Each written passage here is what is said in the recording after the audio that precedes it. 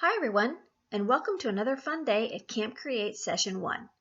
I hope you're as excited for today's activity, Sensational Sliders, as I am. Today, we're going to go through the process of creating a simple slider card, and then we'll ramp it up just a notch to show you how to make a similar slider card, but the slider track is hidden. So let's get started. And if you want to take a quick screenshot, here's the list of the MFT products that I'm using for both cards today. They'll also be linked in the description box below. And the idea behind Camp Create is to learn a technique and then duplicate it with the products that you have on hand. I want to create a scene for my slider card, so I started by die cutting the city block die from gravel grade cardstock. I die cut it a second time from smooth white cardstock, but I only die cut the upper half of the die so that I could lengthen the bottom half of the die cut, and you'll see why later on in the video. I'm adhering the gray die cut on top of the white die cut with some tape runner adhesive. Next, I die cut the straight road from cement gray cardstock using the open road Dynamics. I'll butt that die cut right up next to the bottom edge of the city block die cut and adhere it with some liquid adhesive. I wanted the lines on the road to show through white, which is why I wanted to extend the white city block die cut. And now we'll create our slider channel. I'm using the second to the largest spin and slide channel die, and I'll position it towards the left edge of the road. I'll secure it with a couple pieces of washi tape and die cut it off camera. What's great about the spin and slide channel die set is that you have several options for the length of your slider channel. No interactive card maker should be without this set of dies. And I forgot to mention that you should hang on to the negative of that slider channel die cut. You'll need it later on in the video. And now I can cut off the excess of that white city block die cut with my scissors. I also forgot to mention that I did all of the coloring and ink blending off camera so that I could totally focus on teaching you the technique. But all of the MFT products that I used are linked below in the description box. I want to duplicate the slider channel from the city block die cut onto the background panel. So I've secured that die back into the previously cut channel with some washi tape, and then I'll run it through my die cutting machine off camera. Here's where you'll need the negative of the slider channel that we cut from the road. I'm placing a piece of regular Scotch tape on the back of the background panel so that the die cut piece has something to hold on to. And I'll use my Teflon bone folder to make sure that it's not only secured to the tape, but is also laying as flat as possible. And you can see that when you align the city block die cut on front of the background panel, the road lines appear through the city block slider channel. Next, I created a pull tab that I die cut from cement gray cardstock using the interactive pull tabs Dynamics, and I'm aligning it behind the slider channel so that about 1/4 inch of the pull tab extends beyond the right edge of the background panel. I used a piece of washi tape to keep the pull tab in place. I'm adhering some strong double-sided tape to both sides of a slider element, and I'll adhere one side of the slider element to the pull tab, placing it towards the left side of the channel opening. The slider element will help keep the pull tab and whatever's attached to the pull tab in place without spinning or flopping around. Once the slider element is in place, I can place a slim piece of foam tape to the back of the background panel at the end of the pull tab to act as a stopper. 2 layers of foam tape will help assure that the pull tab doesn't go too far when you pull or push it. Next, I trimmed a 1/4 inch strip of printer paper, and I'll wrap that around the end of this pull tab, overlapping it like a trifold, and I'll adhere the flaps together with liquid adhesive. I call this the pull tab collar, a little trick that I've learned in my interactive card making adventures. It's great because it keeps the pull tab in place without all the bulk of foam tape. Now that the ends are glued together, I'll add some more liquid adhesive to the back of the collar.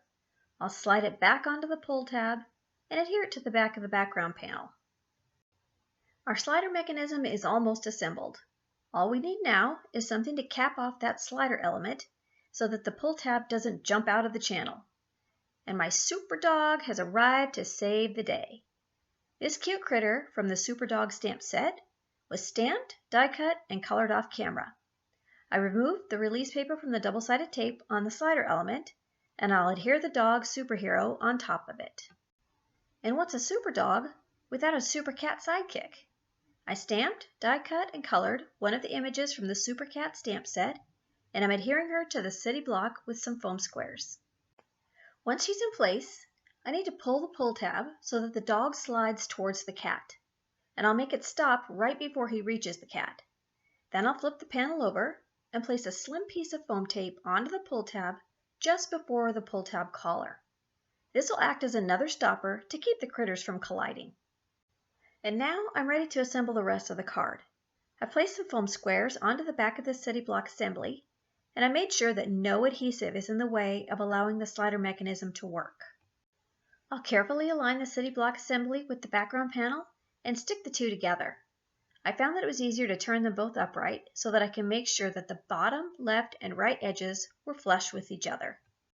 And then I added more foam squares to the back of the background panel, and I'm adhering it to an A2 horizontal smooth white card base.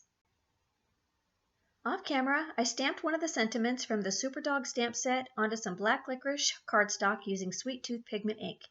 I heat embossed it with white embossing powder, and I die cut it using the Essential Slanted Sentiment Strip Dynamics. I also die cut a heart from poppy cardstock, and I adhered that to the end of the sentiment strip with liquid adhesive. And then I'll adhere the sentiment strip to the upper left-hand corner of the card with foam squares. And now you can see that the slider mechanism is working like a well-oiled machine. Okay, so if you like that card, let's bump it up a notch, basically using the exact same products, but figuring out a way to hide that slider channel. I die cut the city block from gravel gray cardstock like before, and I die cut the sidewalk from cement gray cardstock.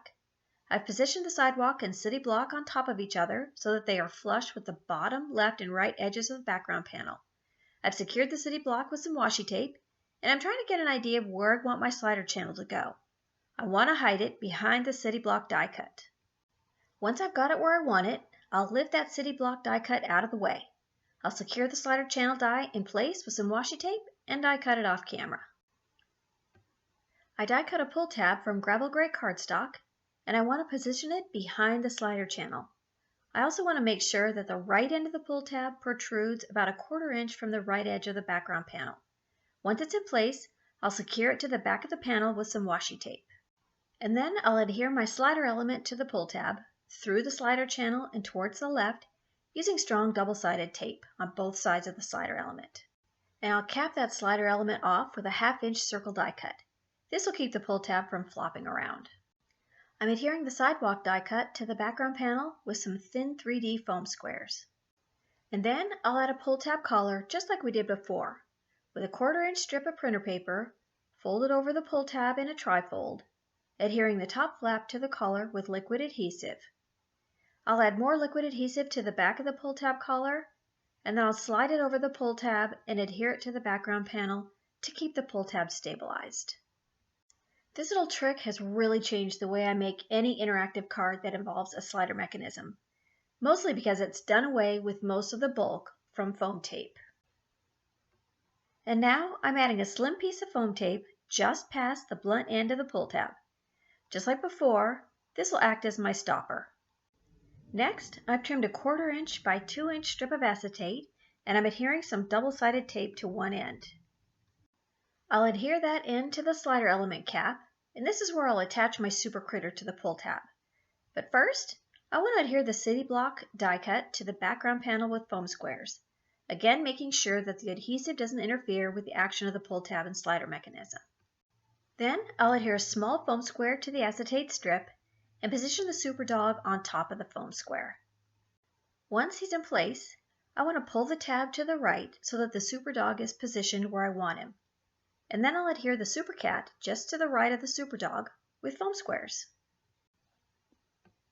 And just like before, now that both critters are in place, I want to place another foam tape stopper onto the pull tab to keep them from colliding with each other. I've added foam squares to the back of the assembled panel, and I'll adhere it to the A2 horizontal card base. And a test drive of the mechanism shows that everything works perfectly.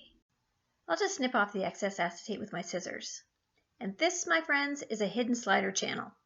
Who needs to pay $10 for an interactive card when you can make one for yourself? I'll finish off the card by adhering the sentiment strip with foam squares and adhering the heart to the sentiment strip with liquid adhesive. And I forgot to mention that I stamped the word pull from the interactive label stamp set onto the end of both pull tabs, on the first card with black licorice hybrid ink, and on the second card with sweet tooth pigment ink and heat embossed with white embossing powder. Okay, so now it's your turn. I challenge you to create an interactive card featuring a sensational slider as the focal point for today's Camp Create. I've gone over the basics in my video today, but I'm guessing you have tons of ideas of your own. I seriously can't wait to see what you all come up with, and of course there are prizes involved, so why not give it a try? You'll find all the details of today's Camp Create challenge, as well as the details of my cards down below in the description box, as well as on the MFT design blog. And that'll do it for me today. I hope you enjoyed my video and that you'll come back again tomorrow for another day of Camp Create fun.